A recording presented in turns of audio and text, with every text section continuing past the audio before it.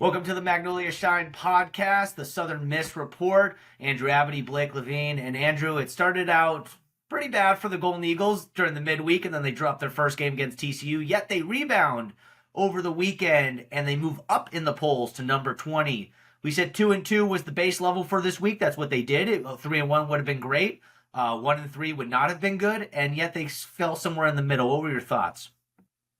I think it was the week that they needed to have to keep themselves right where they want to be. And I wouldn't even say this week began really bad for them. It was a bad pitching performance. The lineup did great, and they had a bad game, and they were still in it. That's kind of the crazy part with this team. And then, you go with the Friday performance against TCU. Credit TCU starting pitcher. He was really good, but I also kind of walked away similar to the Ole Miss game. They kind of beat themselves out of that game. They turned the script around, got into TCU's bullpen fully in that Saturday game, and then, kind of reaped the rewards in that Sunday game. Yeah, and what were your thoughts on the pitching as the week progressed? I think they're still figuring stuff out. I think, JB Middleton has to go deeper in his starts, especially if you're going to keep him as the Friday guy. Like, he's good. Don't get me wrong, he's good, but you can't throw 80 pitches in 4 innings. You got to stretch that into like 6 innings at least. Cross Sibley, oh my gosh, he looks like the solidified ace of the staff right now, man. He's tearing it up. And the crazy thing is, I think he only had 1 strikeout. Prior to that, he had 17 between the last 2 weekends. And then Matt Adams, I think, did a serviceable Sunday job. He was solid. Yeah, he got into trouble, but he was pitching a great game and kept them in it. And then I was surprised to see Graydon Harris come out of the bullpen. I thought that was a really good move by Southern Miss. And, man, the freshman arms that they have been using have been really good. Brooks Willoughby, Camden Sundstrom, they've been strong arms for them so far. And so far, so good. We talked about 12-4 being a great point at the end of, I guess the first 4 weeks of college baseball, which would mean that they would go 3-1 this week. Now, they do not play a ranked team this week. However, they do have some teams that could be ranked at some point during the season. Mississippi State, I think they will get back in there.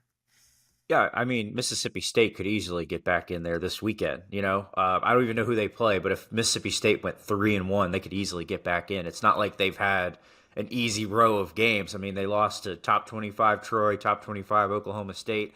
I thought Arizona should have stayed in the top 25 rankings. So, I mean, it's not like State's playing an easy schedule either. No, and then talk about the weekend series. Yeah, UNC Wilmington. That's a tough one. You clipped it last week, me saying I think they're better than TCU, or I think they'll be a tougher opponent than TCU. But they can pitch it really well.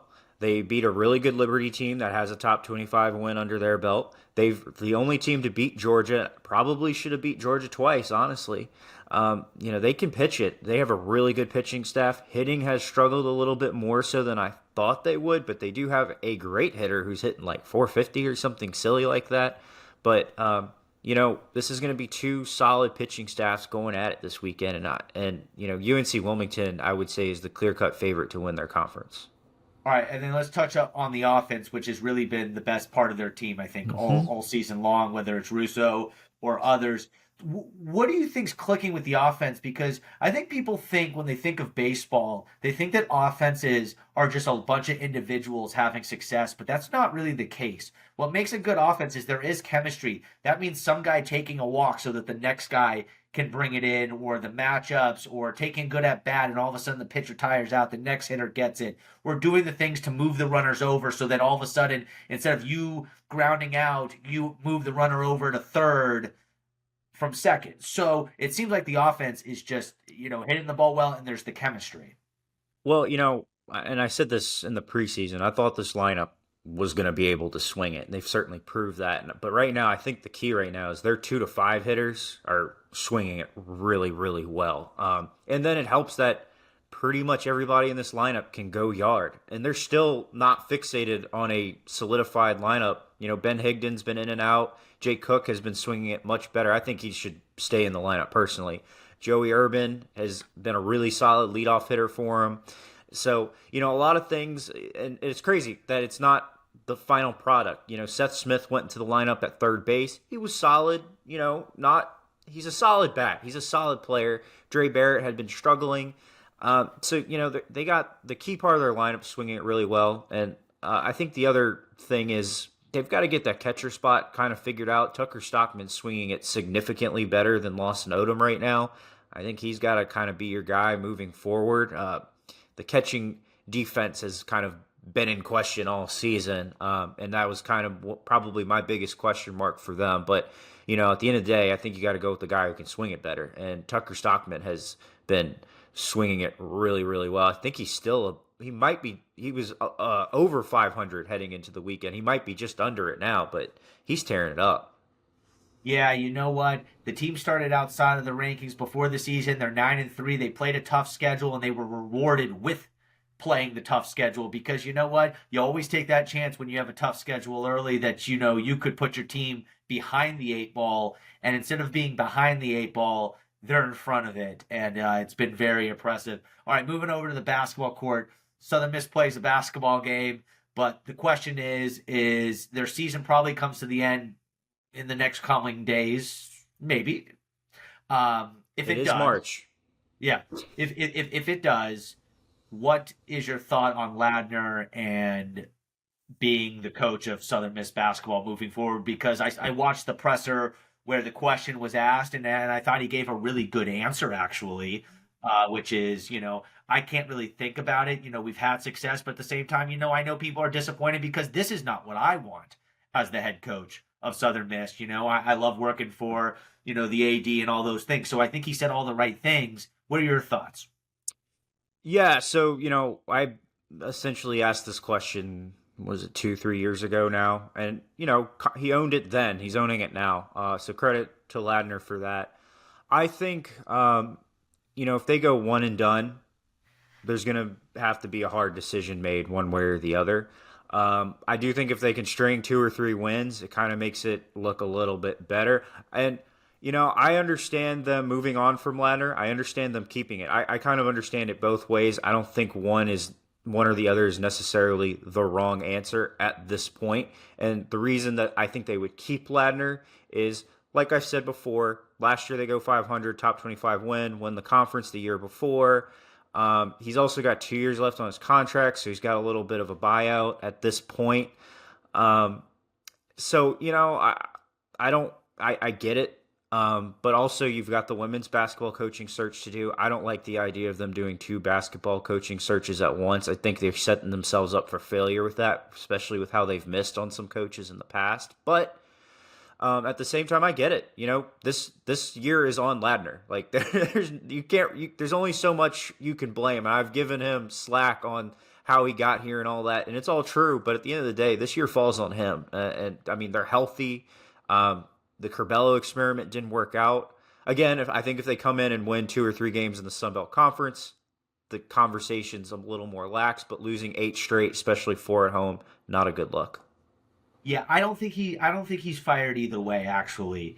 Whether I make the move or not, again, does not matter. But the reality is I don't think he is going anywhere. You talk about the 2 years on the contract. I don't think that they're going to do that. However, on the flip side of things, I think next year is the year. Yeah, that for sure. If it doesn't go well, I think it's an automatic. Yes. What would you like to say? I will add that normally Jeremy McClain and the assistant ADs sit in on the press conferences. Okay, most of the time, I'd say 90% of the time. Ooh, okay. They did not sit in on this press conference. However, it was a doubleheader day with the Joy Lee McNellis stuff at the beginning, so I could get why they left, but they were all very much in a hurry to leave, and I was like, that was interesting. Well, it's really interesting. Do you remember the conversation with the AD and Will Hall on the football field? What was it, South Alabama, when the picture got out, and you talked about that was a normal occurrence? Yeah. Right. They normally met on the field right after. Was it right after the game? Is that what you said? Yeah, they normally always would talk after games. Right.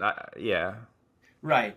Well, this is kind of the reverse of it, where this is not normal of what's. Yeah, and let me say, they're not always. I would say 80% of the time they're there. Sometimes they are, and it's usually on these doubleheader days. But I just found it interesting how they all left really quickly. Yeah, I tend to think it was just a coincidence, but For sure, for you sure. know, That's look, like, but hey, if we're gonna stir the pot, you know the room a lot better than I do, so I'm not gonna, yeah. I'm gonna leave that to you. Let's talk about the women's basketball coach at Southern Miss. Emotional over the week. Yeah, I think emotional is a good way to kind of describe it. It's not the circumstances. If Joy Lee McNellis could keep coaching, she would if her health would permit her. I mean, that's the bottom line. But she came to terms with the hard decision, which is the program is better off with her retiring if she can be around to help it and grow it. On the outside, kind of the way Scott Barry does for baseball. That's the ideal situation, but. Now it's a question of, well, first, can they win the Sun Belt tournament? The season's not over yet. It would be a very compelling story if they won. If they won, right? That'd be crazy if they could win Are you seven going? straight games. Are you going?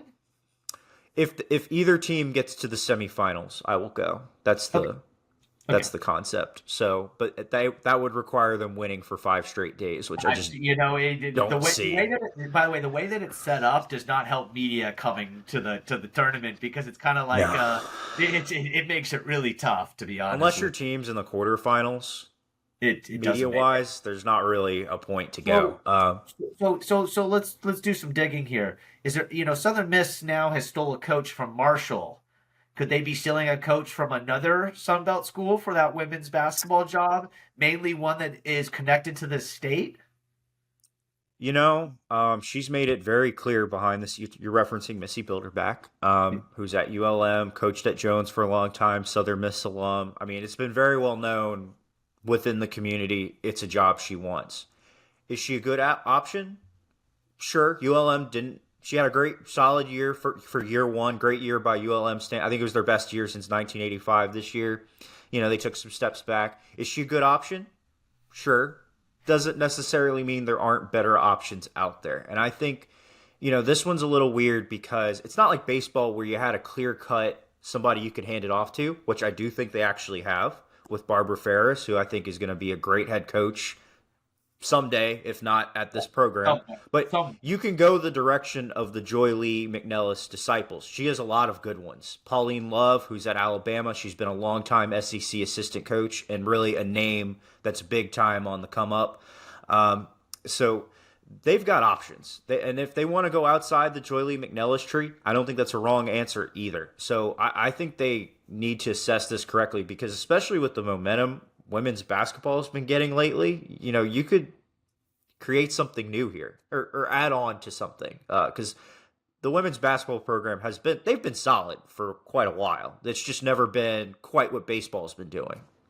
It's never been a quote unquote draw must see kind of deal, right?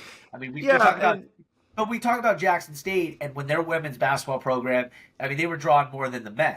I mean, because yeah, they're winning, 90% plus of their conference games. and I think, and I've seen this with the other women's sports, it's other soccer and softball particularly. If they're halfway decent or they're doing really well, people show up. I've seen 1,000 people at Southern Miss women's soccer games. And that's amazing. I It's mean, crazy. that's a big crowd. I mean, that's a big Yeah, crowd. softball I've seen sold out several times, and they've been just mediocre. This was a few years ago, but you look at the WNIT game when Southern Miss the women hosted it here. They had 2,000, 2,500 fans, and if they were in the mix for the CUSA title, which is how it was when I was a freshman here covering them, and that was probably their last like really great team.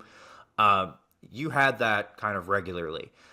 So are they capable of putting together good numbers and trying to make a little money off of this program? I'd say so. Sure, everybody does at this point with women's basketball, but the point is the program's not in a terrible place. Transfer portal allows you to flip rosters very quickly, and they do have players that they want to keep. This year was going to be more of a down year because it was going to be a rebuild. You lost Dom Davis, who was a star. You lost a few other key pieces, but you've got young players that you definitely want to keep. Andrew Abadie, this is Blake Levine in the Magnolia Shine podcast, Southern Miss Report.